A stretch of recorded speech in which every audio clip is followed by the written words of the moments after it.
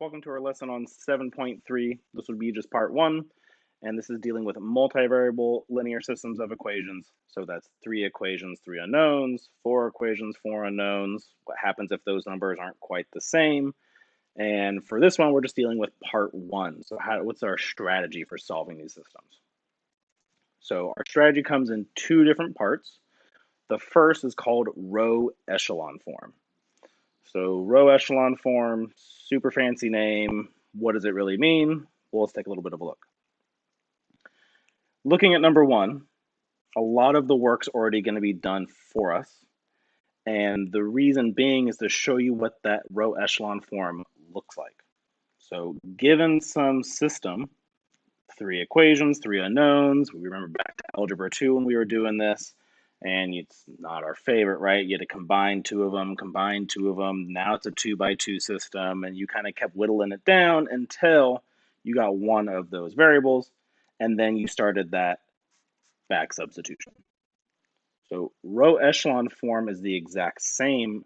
However, instead of creating it into a smaller system each time, we're going to use our skill set of elimination, where we can multiply the scaled version of any one equation to another to create a new one and aim for a specific form.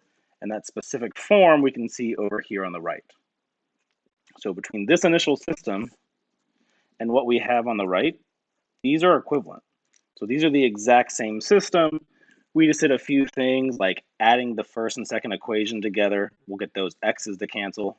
It'll also just give us one y, and then it'll add the 3z, so that's where we're getting kind of the second equation here. And that's kind of happening a few different times until it ends up with this kind of diagonal stair-stepping pattern, as they might call it. And the goal of it, ultimately, is that every single leading coefficient, so the leading coefficient would be the coefficient on the x here, the coefficient on the y here, and on the z here, is that that coefficient is a 1. Well, why is that? Because if I know that that coefficient is a 1, I don't have to do anything else when I solve for that variable, right? So when you whittle it all down, we'll see some examples of how we get there, and say I get z is 2, when I'm ready to back solve, that y is already by itself. And then I could solve for y, and then when I back solve one more time, that x is already by itself. So if I can kind of use our elimination techniques and get the leading coefficient to be 1 all the way through, then that means back solving is going to be kind of just plug and chug at that point, not too bad. So let's just kind of see an example of that for our number one. Z is already done for us. So they kind of did elimination until it was just a z by itself. Now when I plug z into the equation right above it, right, because it's stair step, this has 2 variables. It's already set up for me to isolate that y variable. Right, I just subtract that 3z over. We know that z is going to be a 2, so we end up with 5 minus 6, right, or y is negative 1. Then again, when we take another step up that stair set, right, we have the z, we have the y, and then this x is already set up to be isolated. We're going to add that 2y, subtract that 3z, and now it's already set up for us to start doing that substitution. So we'll have x is 9 plus 2 times negative 1 minus 3 times that 2, and we get that x is ultimately going to give us a 1. And then where before we did ordered pairs, it's now 3 variables. We get the ordered triple of 1, negative 1, 2. So right off the bat, granted we're kind of waving some hands at first, and we're going to get to that strategy, you see that if you get it in this, what's called the row echelon form, all we're doing is real fast back solving, and we're not having to guess and check if we're going down that right path. So this is going to always kind of be our goal. Now, although it's really, really nice that the y had a leading coefficient of just 1, same with the x, if we do find ourselves working in this direction and getting one of the variables isolated, it's also fair game just to start substituting back whether you get those leading coefficients of 1 or not. So that'll be kind of up to you. I'll give you guys that for now. In chapter 8, it'll be a little different. But for now, you can either get in a full row echelon form or kind of work in that direction until that first variable is isolated in solo, and then just start back solving. So let's see a little example here with number 2. So with number 2, right off the bat, I need to do something to kind of isolate some things. So I'm going to create a new copy of my second equation, and I'm going to scale it up by a -2. And I'm just going to make note that's what I'm doing. So -2 of equation 2, because that's going to be some notation we use when we do this kind of second strategy, that kind of filling in that middle piece of what happened in number 1 with Gaussian elimination down here. But just letting us know, I'm going to do -2 of equation 2. So I'm just going to rewrite my system. 2x plus y is 3. Now -2x minus 4y equals a -6. So now in my next step, I'm just going to add my 2 equations together. So I'll make note of that. Equation 1 plus equation 2. Again, I'm making note of what I did. So kind of as you follow it step by step, instead of guessing what was happening, you can just kind of follow those directions. So when I do this, I'm keeping my first equation. But whatever I added to this second equation, this is the new equation I'm getting out of it. So 2x -2x, 0. Y -4y, I get -3y. And 3 -6, I get -3. Now, normally in a system, we'd be stoked. We just take this, start dividing. But I'm just going to kind of follow those steps of aiming to get that row echelon form.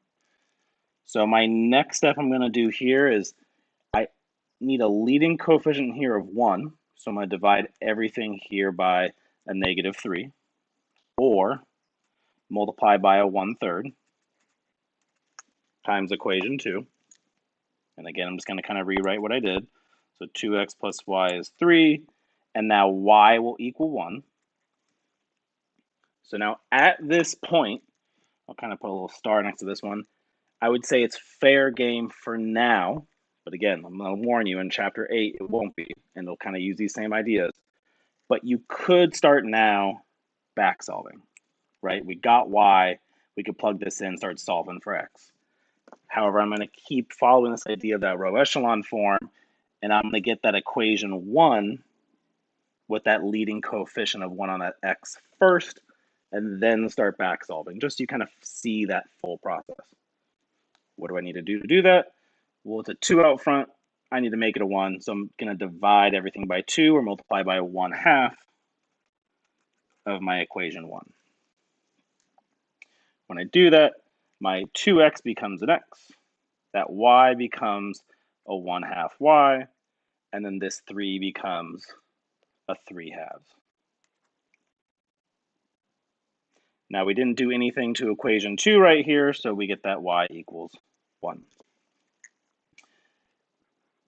This is now in reduced echelon form. We have leading coefficients of 1 on the x and on the y. We have that stair-stepping pattern happening. Now is when you back solve. Back solve or back substitute. Well, it's really nice for us, right? We have y, so y is already done. So now I'm just going to substitute that into the first equation to get what x is. So x is -1/2 of whatever y is, which is going to be a 1, plus 3/2.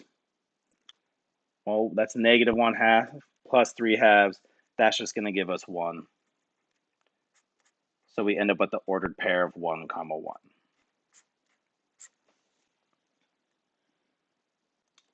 Now, we clearly could solve this system of a 2x2 in manners we've already used before.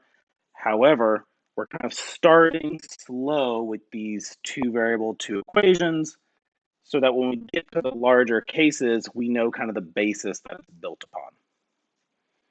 So that's ultimately the aim of what we're aiming for row echelon form.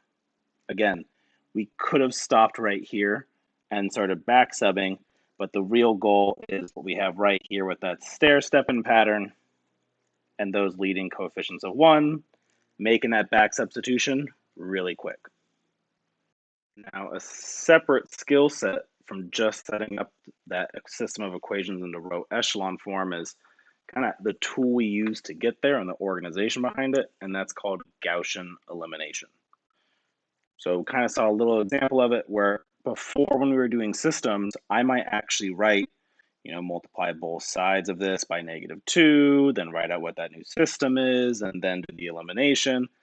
That Gaussian elimination is just really another way for us to be kind of making these little notes, as I'm kind of making in this lighter pink, and then doing that change, so the scaling and the addition at times, kind of all in one go, and just kind of making note of what happens in between. So we're going to see an example of that with number 3, where we're really just aiming at getting things eliminated, so common variables, till we get down to 1, kind of like how we did right here in number 2, and then just stress getting to that point and start doing our back substitution. Because once we get to this point, we could always continue it into just the row echelon form. But once we get to this step where at least one variable is isolated, it makes that back sub easy. So let's see what that looks like. So down here in number 3, we have a system, 3 equations, 3 unknowns, and we want to start getting rid of things. We want to start eliminating things. Now, just like a system of 2 equations and 2 unknowns, you want to start looking for identifying what kind of looks set up to already cancel out. Now, although x shows up first on all 3, none of them are opposite signs. They all have different coefficients. There's nothing kind of set up already to take advantage of. However, and you could go about either of these, I see a negative y and 2 positive y's. So I could take this second equation, add it to the first, make a new one. Second equation, add it to the second, make a new one. In both cases, the y's would cancel out. Or I have the same thing happening here with z's. I have this negative z down below.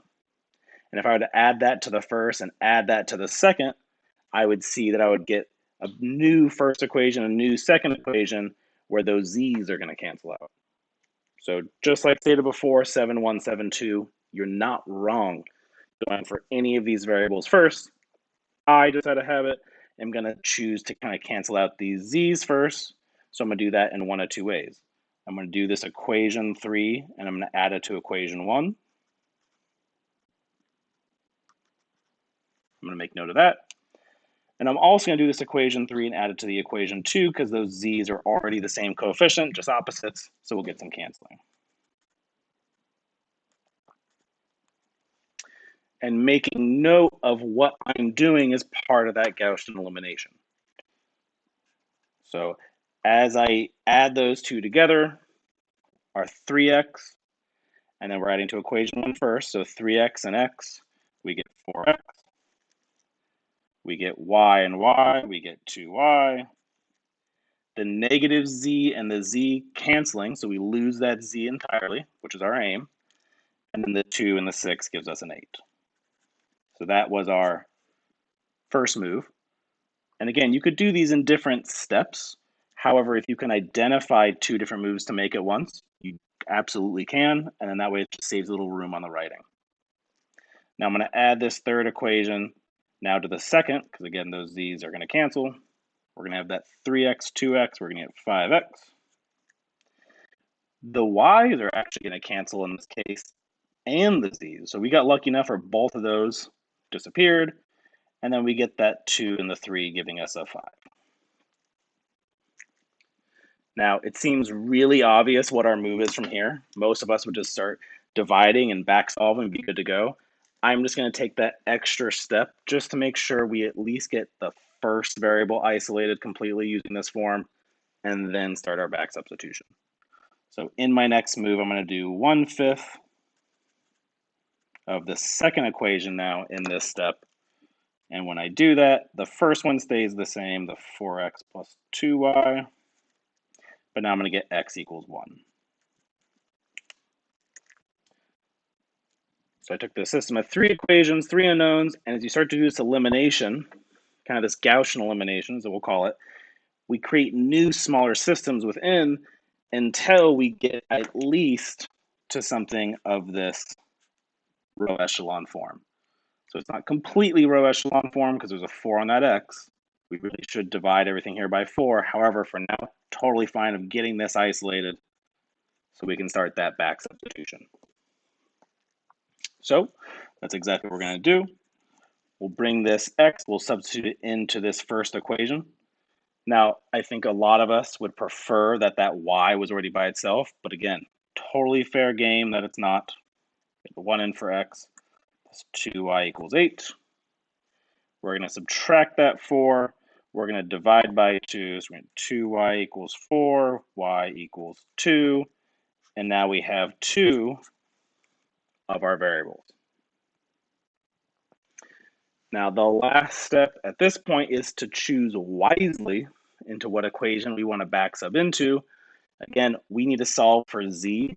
So any equation that's been created at any point that has a z in it, we can solve back into, but we should choose one with the least amount of work. I see this first equation right here has the x, the y, the z, all coefficients 1, everything positive, so it makes it really nice to solve for that z.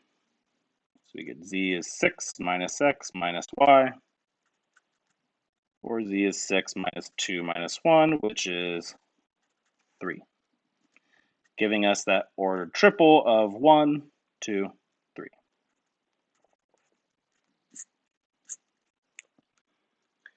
So what Gaussian elimination is really focused on is these steps we're doing right here and that we're making note of. And again, we could continue doing that all the way through until we had a system that had this first equation, x was by itself, and the z and the y, and then the y we'd get by itself by dividing everything by 2 right here, and we have the x already by itself. You could go to that full reduced echelon form, but the main focus is that instead of rewriting the equations every time and eliminating, rewrite, eliminate. We're just going to make note of what we're doing until we get down to this kind of pseudo row echelon form. And then, like any other system, just begin that back solving. So let's take a look at what happens when we end up with, say, inconsistent systems of no solutions or consistent systems of infinite solutions. So moving on to that next page, here we got number 4, and I'm just going to continue this same practice of that Gaussian elimination, where we make note of the changes and kind of do a little more mental math, calculator if you need, to recreate systems rather than a bunch of those middle ground steps. So looking at the system, nothing seems completely user-friendly, but I see I have some x's here that could get some canceling maybe. The y's are positive, negative, but they're all kind of a different coefficient, and then same on the z. So again, you can choose any variable to start rolling with. However, I see if I just scale up 1 or 2 of these equations, it'll get it to cancel with this 2x. And even before that, I already have 2 of these that are already lined up to get those x's to cancel out completely. So the first of which is adding those first 2 equations, equation 1 plus equation 2. I'm going to get those x's to cancel, which is going to leave me with a system with y's and z's. And then not always easy to necessarily see that next step. However, if I do -2 of my original and then add it to the third, it'll get that +2 to cancel out. So -2 from equation 1, and then I'm going to add that to equation 3, getting those 2 x's to cancel out. Now, some of you might notice, well, okay, Hoffman, that's a negative you got to introduce here. Why not just multiply the second one by 2 and then add it to equation 3? You absolutely can. There's well more than one way to go about doing this with Gaussian elimination. The only reason I pick equation 1 and introducing a -2 rather than just the 2 going through here to get them to cancel is that equation 2 has a lot of coefficients I don't want to deal with, where equation 1, all the coefficients are either positive or -1. So let's see what our new system looks like. For the first move, equation 1, equation 2, we add them. X's cancel. The y's are going to give us a 2y. The z's are going to be a -3z. And the 3 and the -5, we're going to end up with -2. And then for -2 times equation 1, added to 3, well, -2 and 2, x's cancel. This will give us a +2 and a -4, so -2y. And then a -2 and a +5, which is a +3z. Lastly, we can't forget about what it's equal to. So this is going to be a -6, a +7. That's going to be equal to 1. Now, we kind of throw that plus sign and just do that normal elimination. I just want to keep up with making note of what I'm doing. So I'm not making any other changes between these two besides just adding them together. Reason being is, without even looking at what's going to happen with the z's, I'm really only aiming to cancel out one more variable, and the y's are already good to go.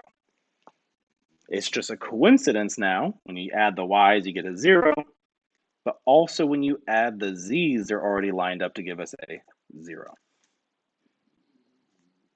Now, lastly, the -2 and the 1 added give us a -1. We know this isn't the case, right? So when we get something that's untrue, this tells us it is no solution. Or for us, in terms of systems, we say this is an inconsistent system. Now, we could do number 4 a bunch of different ways. We could have done it where we start getting rid of the y's first. We left with x's and z's. We'd end up in that same situation. However, this was the one that had the least amount of steps. If I needed to cancel out the y's or the z's, it's going to take just that little bit more because they don't have those shared coefficients. But maybe we'll do some examples of that in the warm-up, just kind of see what that looks like. So inconsistent systems, no solution systems, it all boils down to a final answer that you're going to recognize anytime you get two values that are not going to be equal, automatically tells you no solution.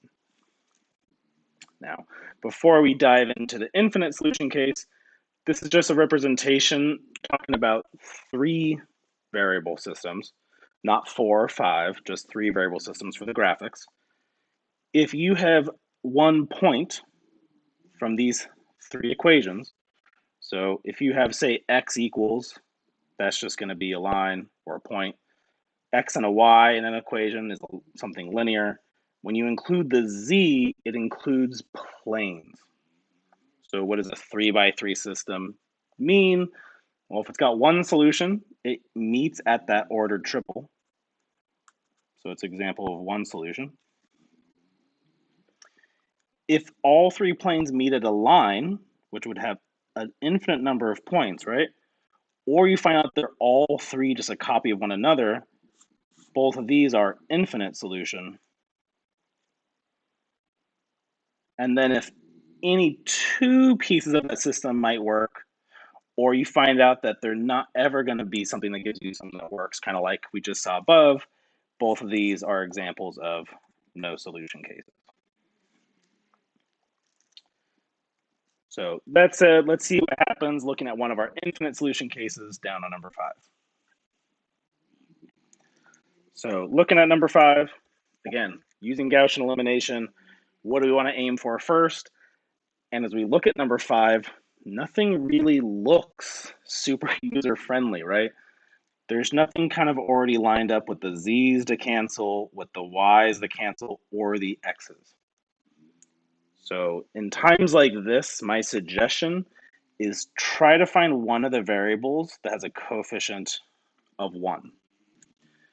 Reason being is we can then scale this equation by the opposite of any of the others. So I can multiply it by -2, that'd get x's to cancel. I can multiply it by -3, that would get the 3x and the -3x to cancel from equation 3, and kind of use that as your control of what you're going to kind of cancel out with. And that's exactly what I'm going to do here. because there's nothing kind of set up nicely for us to kind of jump on, I'm just going to scale equation 1 and add it to 2 and 3, and equation 2 and equation 3, and I'm just going to do it by the opposites of those x coefficients. So by construction, at least the x's cancel, and then in that next step, we can deal with the y's and the z's. So I'm going to do -2 times equation 1. So it'll give us a -2 here, and I'm going to add it to equation 2. That's going to be one of my moves. And I'm going to do that exact same thing, just down at equation 3. I'm going to do -3 times equation 1 plus equation 3. And that's going to get a -3x here and a 3x there to get some more canceling happen. So we get -2x, 2x. In our first move, those cancel. We get -4y, 3y. We get -y. We're going to end up with a positive 14z and a z, so that's plus 15z. And then lastly, we are going to get a positive 8 and a 5. This is going to be equal to a 13. So that was our first move of scaling the first equation by -2 and add it to that second line for us. I kind of rinse, repeat. I'm using equation 1 from scratch all over again. Also, the reason why we like Gaussian elimination a little more is it leaves kind of those equations to use in their base form without having to look back or rewrite them in the fact. So now I'm going to scale each of these by a -3 and add it to the coefficients down below. So -3 and 3 cancels. We're going to end up with a -6, positive 7. We get a positive y.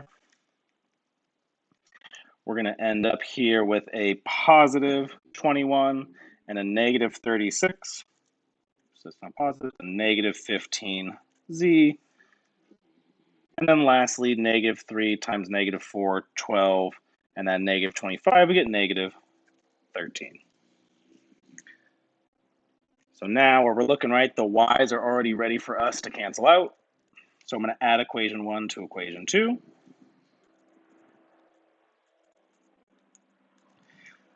And in doing so, again, kind of by construction, didn't mean to, not only do the y's cancel, but the z's cancel as well, giving us a 0 on the left. But unlike up at number 4, the 13's cancel, giving me a 0 as well. So what does this mean? Well, normally we'll look at this and we go, hey, this is infinite solution. And we would like to say done, but remember, when it comes to system of equations, our answers are always as an ordered pair, an ordered triple, whatever that might be to whatever order. So we need to find out what is that ordered triple in this case. So how do we go about that? We want to pick a control. So previously on WebAssign for another section, we let x equal a as a control, and then got everything else in terms of x, aka in terms of a. We're going to do the exact same thing here. However, because we boiled everything down to y's and z's, I'm going to pick between the two. Because I'm kind of ready to solve for a y, I'm going to let z be the control.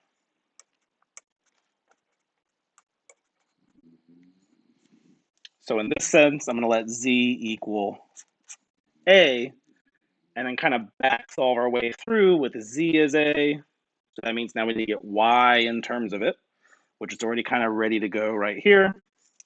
So we get y is equal to 15z minus 13, and I'm getting that from right here. But again, z is now a. We're just kind of making that distinction, so I'm going to make that substitution. So 15a minus 13. So now we have 2 of the 3 pieces we need. And now lastly, we got to substitute both of these in, sadly, back into that system of 3 equation, 3 unknown. So when I do that, kind of change them colors for us. I'm going to use this first equation because the x is already by itself. I'm going to subtract the 2y, add the 4z, so it's going to be -4 plus 7z minus 2y, and I'm going to make some substitutions. So x is -4 plus 7. Well, what was z? It's our control, so it's 7a minus 2 times y, but what was y? It's this right here, that 15a minus 13. So yes, I know it's a little bit ugly, but we can simplify this up a little bit. So we get negative 4 plus 7a, we're going to get minus 30a, and then we're going to get plus 26. And we can just combine like terms a little bit. So we get that x is going to be equal to negative 23a. It would be normally z, but we're using z as the control. And then plus 22. So now we have all three variables in terms of its control. For us is a.